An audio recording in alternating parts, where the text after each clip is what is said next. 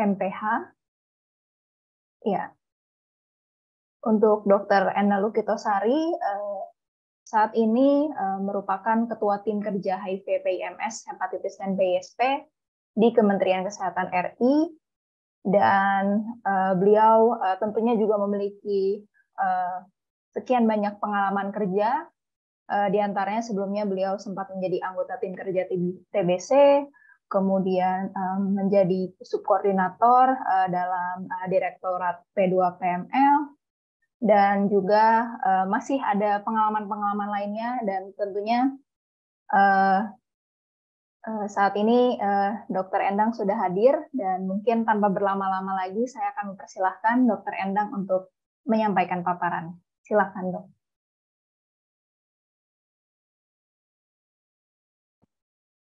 Baik, terima kasih. Apakah suara saya terdengar? Jelas, Dok, terdengar. Ya, baik. Terima kasih. Assalamualaikum warahmatullahi wabarakatuh. Salam sehat buat kita semua. Yang saya hormati Ibu Naf, yang merupakan panutan buat kami di dalam program pengendalian HIV/AIDS dari sejak awal sampai dengan saat ini, terus memberikan kami motivasi dan juga pencerahan-pencerahan dan ide-ide untuk mengakhiri epidemi HIV dan ending AIDS 2030 yang tinggal 7 tahun lagi. Masa yang singkat 7 tahun ini tidak akan berasa, tetapi marilah kita manfaatkan bersama. Dan sesuai dengan pesan dari Ibu Naf bahwa kita semua sanggup apabila kita bersinergi dan mempunyai tujuan yang sama.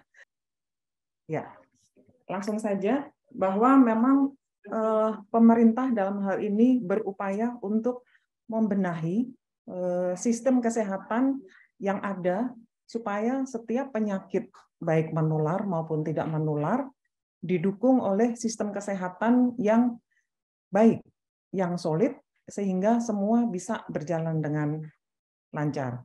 Lanjut.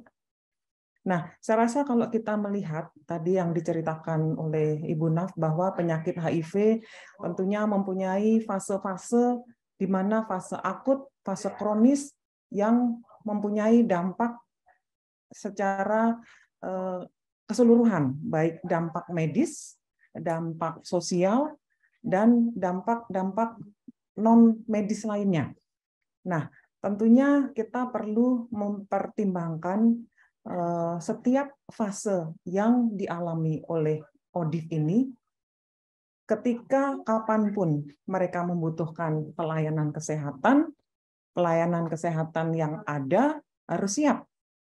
Nah, bagaimana cara kita menyiapkan? Tentunya ada layanan primer, layanan rujukan, dan juga layanan yang mempunyai base di komunitas, community based services.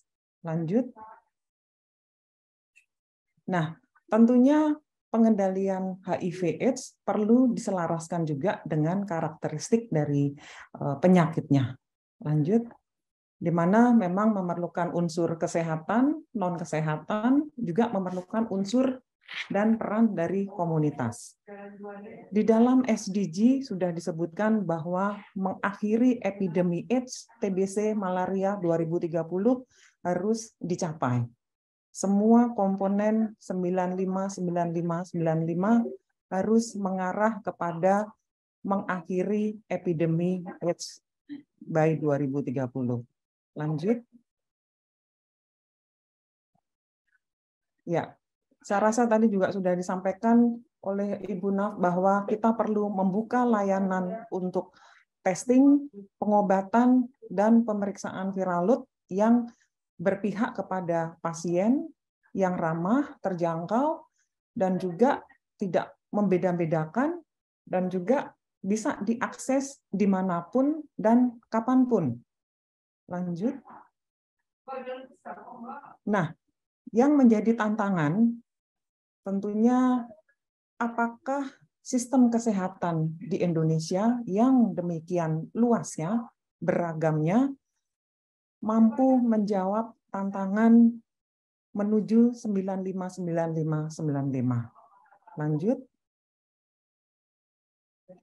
Selain permasalahan infeksi menular dan penyakit tidak menular, Indonesia sendiri mempunyai masalah kesehatan di dalam hal angka kematian maternal, angka kematian bayi, prevalensi stunting, dan juga kita berupaya meningkatkan harapan hidup supaya lebih tinggi lagi.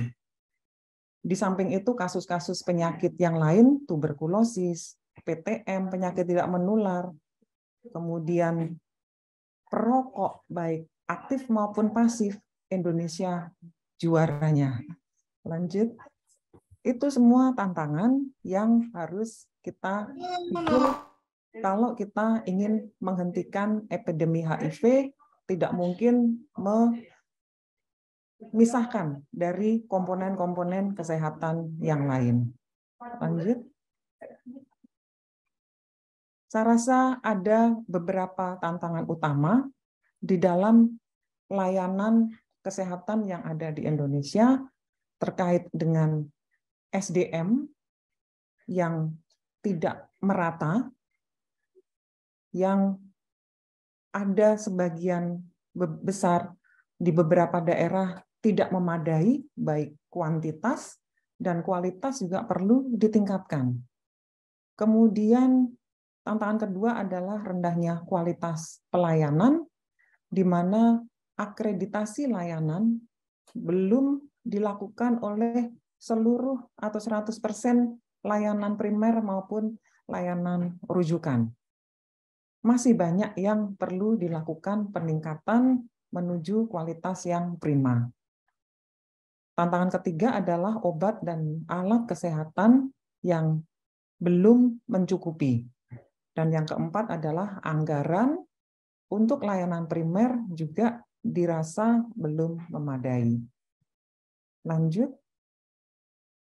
Sehingga di dalam upaya pemenuhan hak untuk kesehatan bagi masyarakat Indonesia, upaya di dalam penguatan sistem kesehatan sudah dilakukan oleh Bapak Menteri Kesehatan untuk membuat transformasi sistem kesehatan yang terdiri dari 6 pilar.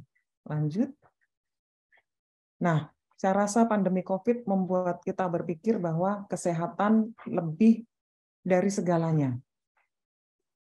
Nah, lanjut saja, sehingga ada 6 pilar transformasi kesehatan, di mana yang pertama adalah transformasi layanan primer. Pencegahan lebih diutamakan. Tadi sudah disampaikan rekomendasi dari Bu Naf bahwa pencegahan harus dilakukan dari semua sisi. Kondom harus tersedia, jarum suntik steril harus tersedia. Kemudian saat ini juga sedang dikembangkan secara luas profilaksis prapajanan yang akan diekspansi kepada populasi berisiko. Dan juga studi-studi tentang vaksin juga sedang dilakukan. Mudah-mudahan walaupun memakan waktu yang lama, tapi kita cukup optimis, mudah-mudahan bisa ada vaksin untuk HIV/AIDS. Nah, selain itu juga ada transformasi layanan rujukan, di mana layanan untuk kasus-kasus yang berat, kasus-kasus yang mempunyai infeksi oportunistik bisa diselesaikan dengan tuntas. Sehingga tidak ada lagi kematian akibat AIDS karena keterlambatan diagnosis dan tata laksana. Dan yang ketiga, melakukan transformasi sistem ketahanan kesehatan, di mana perlu ada kemandirian negara di dalam penyediaan alat-alat kesehatan dan obat-obatan tidak seluruhnya atau tidak sebagian besar melakukan import, tetapi bisa dilakukan oleh negara sendiri. Dan transformasi yang keempat adalah transformasi sistem pembiayaan kesehatan, di mana universal health coverage perlu dilakukan secara 100%. Semua penduduk Indonesia tercover oleh asuransi kesehatan, yang mana bisa kemudian menurunkan beban penyakit-penyakit katastrofik dan juga beban penyakit yang lainnya. Dan yang kelima adalah transformasi dalam hal SDM kesehatan, di mana perlu ada penambahan kualitas dan kuantitas tenaga-tenaga kesehatan, termasuk juga peningkatan anggaran untuk pendidikan dan juga untuk peningkatan kapasitas petugas. Dan yang terakhir adalah transformasi dalam hal teknologi kesehatan, di mana digitalisasi, bioteknologi, dan pemanfaatan alat-alat teknologi diagnostik dan pengobatan terkini dilakukan untuk kemudian bisa menjembatani adanya missing kasus, missing atau miss opportunity, dan juga mengurangi angka kematian akibat HIV dan AIDS. Lanjut.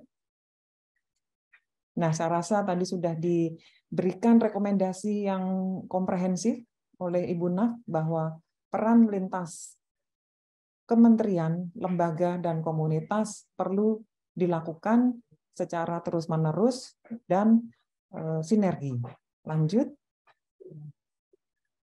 Nah, pembagian peran dan kewenangan tugas dan fungsi kementerian dan lembaga perlu ditata supaya permasalahan kesehatan bisa teratasi dengan mengatasi permasalahan non-kesehatannya, termasuk mobilisasi sumber-sumber daya, dana dari kementerian dan lembaga yang lain. Lanjut. Dan yang terakhir, dukungan komunitas adalah keharusan, di mana penjangkauan ODIF untuk tes and treat perlu diperluas, termasuk pendampingan dalam kepatuhan minum obat, terutama yang lost to follow up, kemudian peningkatan akses kepada layanan yang berkualitas dan berkesinambungan, serta peran komunitas di dalam meningkatkan pemahaman masyarakat tentang HIV/AIDS dan IMS, serta penghapusan stigma dan diskriminasi terhadap ODA. Lanjut.